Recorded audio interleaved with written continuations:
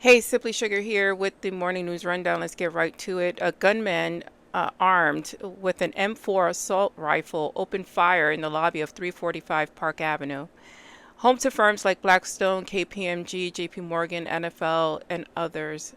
Four people were killed, including an off duty officer named Didarul Islam, a Bangladeshi immigrant here in the United States who is a naturalized citizen and now a police officer and gave his life in the line of duty.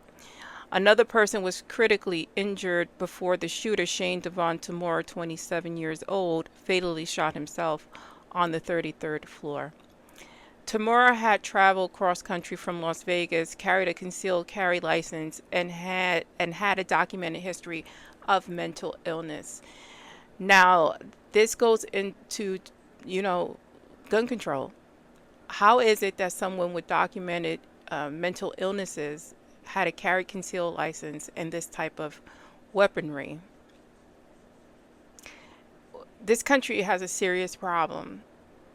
And I know the lobbyists are paying millions and probably billions of dollars to these politicians. But when are we going to wake up to what's going on with gun control? I'm tired of these news stories.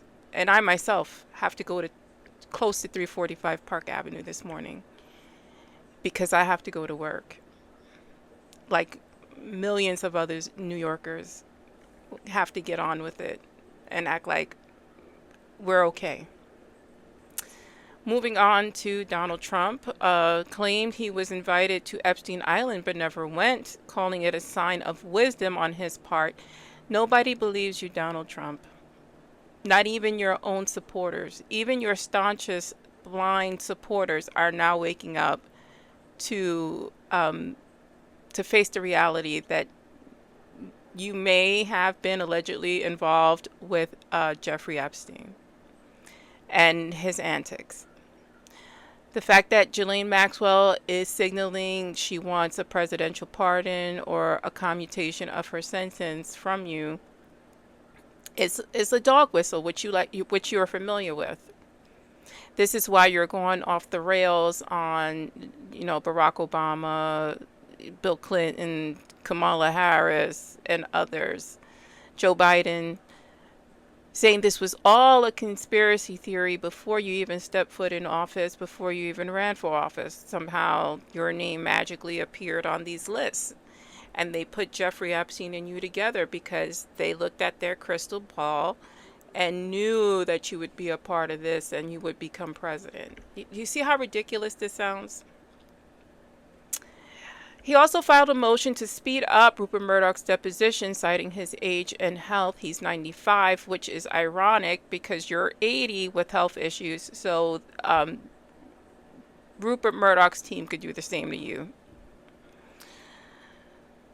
A new administrative memo authorizes federal employee proselytizing, not prostituting, proselytizing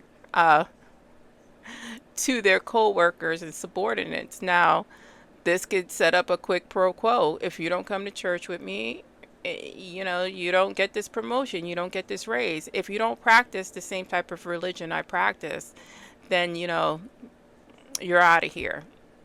That sounds legal. Prime Minister Netanyahu announced plans to annex Gaza, drawing condemnation from U.S. as illegal. Yeah, everything these people are doing are illegal, including our own regime. Annexation will end the two-state solution, denying Palestinian citizenship, and undermine international law. There's no surprise there. This is why they leveled the place to rebuild it for probably Israeli citizens and hotels, as Donald Trump suggested, and, to kill the people of Palestine off, or to reduce the numbers so severely that they can do whatever they want with them, which we're watching in real time. Trump blocks Taiwanese president from landing in New York City, signaling that he is not recognizing Taiwan as his own country. We know that China wants to reabsorb Taiwan and has said so publicly. And this is just signaling that the U.S. is okay with China just doing what it wants, pretty much like Russia and Ukraine. I'm Simply Sugar. That's the morning news rundown. Please like, share, and follow.